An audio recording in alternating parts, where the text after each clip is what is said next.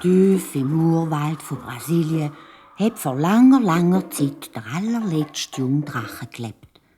Seine Eltern sind gestorben, als er noch ganz winzig war. Und so ist er mutterseelenallein zurückgeblieben.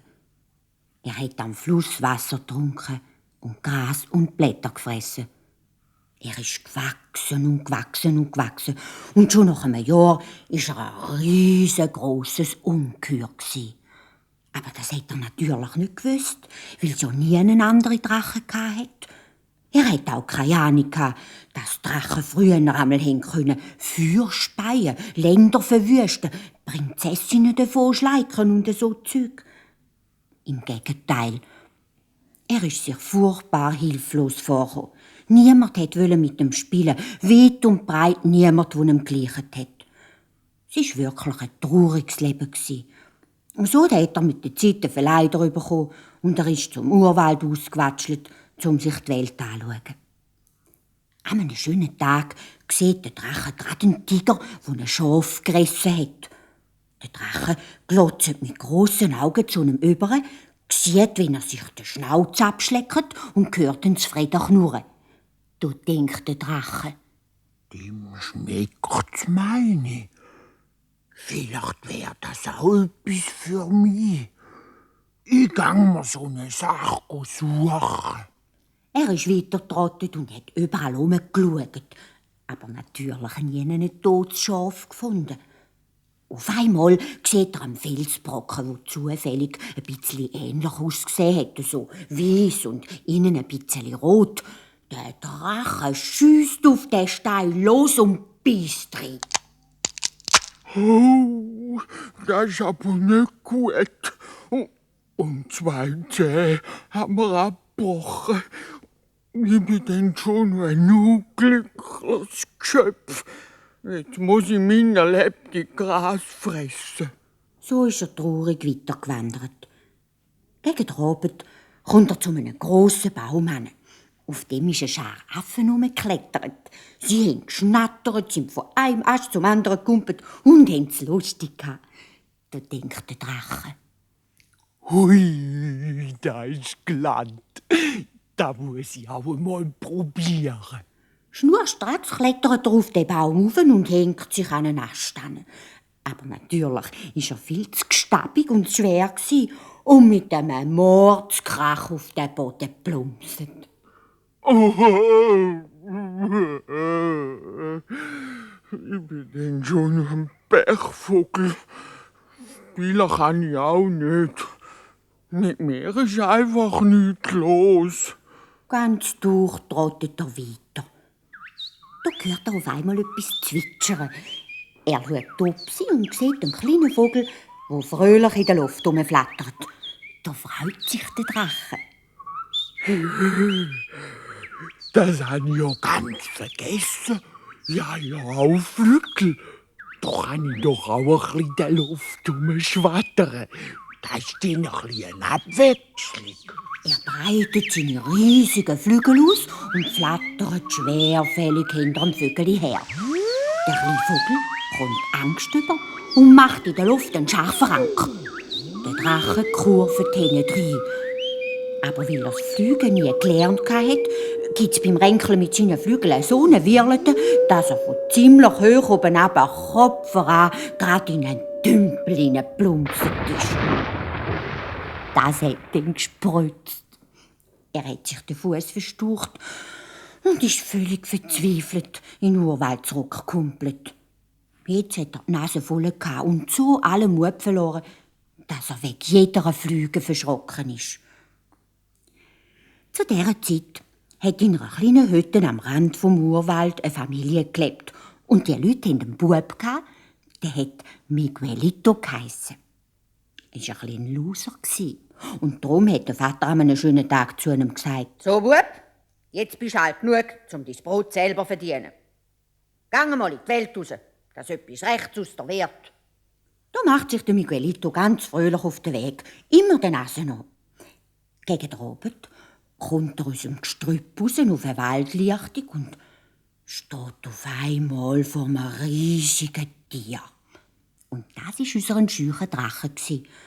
Der Miguelito hat sonst nicht so schnell Angst gehabt. Aber jetzt ist ihm dann schon fast das Herz in die Hosen runtergerutscht. Er hat sich aber nichts anmerken lassen, packt den Prügel, rollt die Augen und ruft: «Warte, ich will doch! Mai! Der Drache hat aber noch mehr Angst gehabt als der Miguelito. Bitte, tu mir nichts leid. Ich bin nur ein armes, schwaches Tier und will gewiss nicht Futter. Werf mich so gut der grässlich Aste weg. Gell, haust mich nicht. Dabei sind ihm dicke Tränen aus seinen riesigen Augen geruggelt. Der Miguelito musste das Lachen verheben. Er hat sich einen Drachen dann natürlich schon ganz anders vorgestellt. Ja, nach allen diesen Geschichten, die man von diesen Tieren hört. Er wirft den Stecken weg, geht näher zum Drachen an und sagt: Ja, du bist ja goppel ein Drache. Wo kommst denn du her? Ich hab gemeint, Sonnige wie du gäb's gar nicht mehr. Da ist der Drachen auf einmal ganz zutraulich geworden. Es hat halt noch nie jemand so freundlich mit ihm geschwätzt. Er hat dem Miguelito erzählt, was er für ein unglücklicher Tropf sei und wie er vor allem Angst haben. Der Miguelito tröstet ihn. Ja, du bist denn schon noch ein Arme. Weisst was? In dem Fall will ich von heute an zu dir schauen. Ja, ich bin nämlich ein Starker. Vor mir haben alle Angst. Dafür fliege ich auf deinem Rücken durch die Luft und du bringst mich überall her, wo ich will. Ja, ich komme gern weiter. Aber nun jenen an, wo es gefährlich ist. Gell, du passest auf, dass mir nichts passiert. Der Miguelito hat sich zwischen den Schuppen vom Drachen ein bequemes Plätzchen gesucht, hat ihm auf den Hals geklöpft und hui!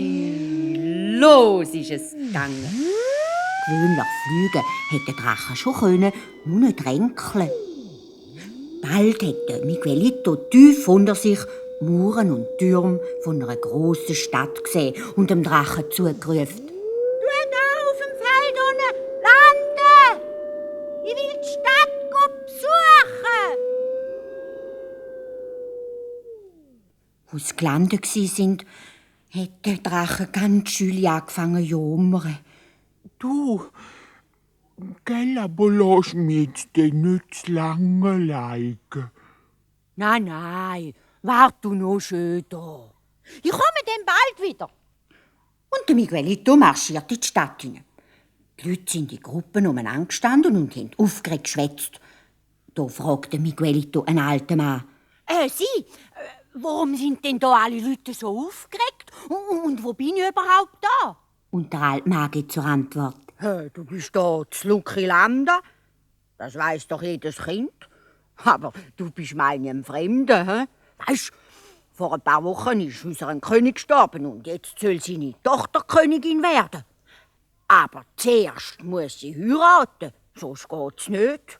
Ja, es ist nur ein bisschen verwöhnte Trocke, weisst. Jetzt will die der tapferste Mann von der ganzen Welt. Er muss ganz schwere Aufgaben lösen und wenn er sich meldet und es nicht kann, dann muss er das Leben lassen. Das überlegt sich natürlich jeder und darum haben wir jetzt keinen König zum Regieren. Es ist alles zum der Raubsi. So ist das. Ja, danke für die Auskunft. Der Miguelito macht vor Freude gerade einen Gump, rennt zum Königsschloss, Marmorstege darauf, schnurstracks zur Prinzessin. Er verbeugt sich, bis er fast auf die Nase fliegt. Guten Tag, grüezi Fräulein Prinzessin. Ich möchte mich hier anmelden zum Heiraten, gell? Sagen Sie mir schnell, was ich vorher machen muss. Die Prinzessin schaut ihn ganz hochmütig an, so richtig von oben ab. Du bist nicht schüch, Bürstli. Aber kannst es ja probieren. Gang ans Fenster. Schau, dort hinten auf dem hohen Berg oben wohnt eine böse Hexe. Sie hat meinem Vater einen Ring gestohlen mit einem riesigen Diamant. Den gehst du mir holen. Aber bringst du mir ihn morgen am Morgen. Sonst verlierst du den Kopf. Dann hat sie ihm den Rücken gekehrt und ist davon geruscht. Der Miguelito geht zum Drachen zurück, steigt auf und klopft ihm auf den Rücken. Lass du, wir zwei heiraten, Prinzessin. Aber vorher gibt's noch etwas zu tun. Komm, Träg mich dort auf den Berg rauf. Ich habe noch ein kleines Erbetli für dich. Ja, aber nur wenn's nicht gefährlich ist. Der Drache hat seine Flügel ausgebreitet und ist in die Luft. Zoberst auf dem Berg oben hat der Miguelito unter sich die Hütte von der Hex gesehen. Hey, du! Ich muss jetzt da unten von dieser Hütte das Dach wegblasen. Du darfst mir dabei helfen, gell? Stoß mal mit dem Flügel ein bisschen an. Er macht eine gute Falle. Aber tut's mir echt nicht weh? Nein, sind ja nur Bretter. Also, ich blase jetzt und du stossest runter. Der Drache kommt kaum an die Hütte heran. Schon ist das ganze Dach samt einem Stück von der Mauer den Berg durchgepoltert. Die Hexe ist gerade am Tisch gesessen und hat ihre Krottensuppe geschlafen. Wer ist da? Tür zu! Zücht! Wo sie statt dem Dach über ihrem Kopf den riesigen Drachen sieht, lässt sie einen furchtbaren Geiss ab, gumpelt mit einem Satz zum offenen Fenster raus und rennt hinter dem Dach den Herdenberg ab. Der Miguelito hätte jetzt nur noch landen und in der Hütte den Ring suchen. Er ist in der Tischschublade gelegen. Er schoppt den Ring in den Hosensack, steigt auf den Drachen und sagt: Hast du gesehen, wie die Hexe vor mir davon gerannt ist? Ja, und jetzt los, zurück ins Königsschloss. Wo der Miguelito der Prinzessin so gleich den Ring bringt, hat sie ihn schon freundlicher angeschaut. Danke. Ich muss sagen, das hast du gut gemacht. Aber jetzt solltest du mir noch 100 Eichen ausrissen, die vor meinem nördlichen Stadttor stehen. Sie stören mich dort. Bis morgen Abend hast du Zeit. Ja, von Herzen gern, Fräulein Prinzessin. Auf Wiedersehen. Der Miguelito hat mit dem Drachen in einer Felsenhöhle das erste Mal geschlafen. Und am nächsten Morgen hat er sich ein riesiges, dickes Seil besorgt. Und dem fliegt er mit seinem Drachen vor das nördliche Stadttor, bindet das eine Ende vom Strick um die grösste Eiche und das andere um den Schwanz vom Drachen und sagt: So, los, du gutes Tierli. Könntest mir noch einen Gefallen tun, gell, du? Ja, weisst, ich sollte da noch die Bäume umstoßen und du helfst mir ein bisschen züchen, dass nicht die Falschen umfallen. Der Drache fängt wieder an zu jammern. Das kann ich nicht.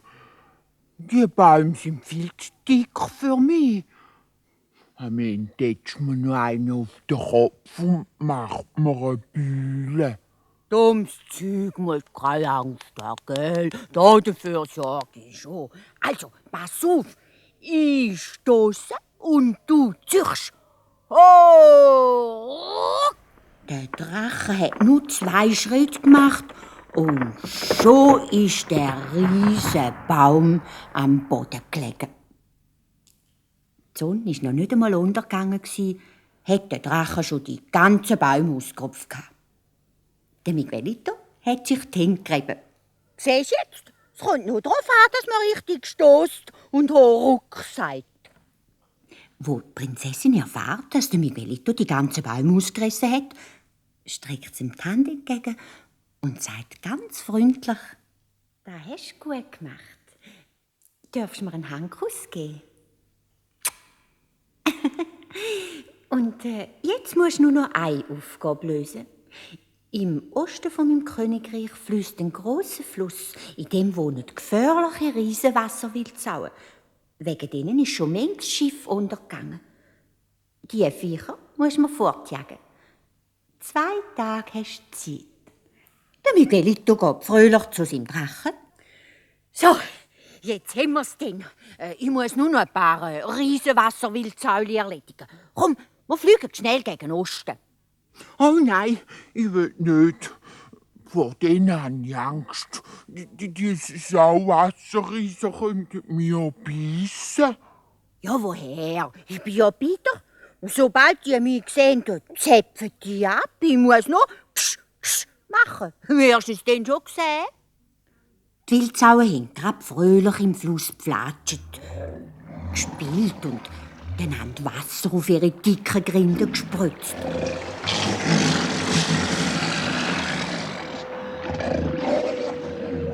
Da hören sie auf einmal über sich so einen unheimlichen Lärm. Und was ob sie schauen, fliegt direkt über ihren Köpfen ein riesiges blau-grünes Ungeheuer, der Drache. Da sind sie in einem furchtbaren, schreckenden Fluss abgeschwättert, weiter und weiter, bis ins Meer raus. Und der Miguelito hat zum Drachen gesagt: Hast du jetzt gesehen, wie die ab sind? Ja, man muss halt nur im rechten Moment machen. Bald darauf hat die Prinzessin den Miguelito geheiratet. Es hat ein grosses Hochzeitsfest gegeben. Und weil der Drachen Angst hatte vor diesen vielen fremden Leuten, hat ihm der Miguelito ein Stück vom Schlosspark eingehakt. Dort hat er ungestört und glücklich leben. Der Miguelito hat auch immer für gutes Futter gesorgt. Und dass der Drache nicht zu fett geworden ist, sind ihm der Miguelito und die Prinzessin jeden Sonntagmorgen auf den Rücken geklettert und sind mit ihm rumgeflogen, weit übers Land. Und haben sich ihr Königreich von oben angeschaut.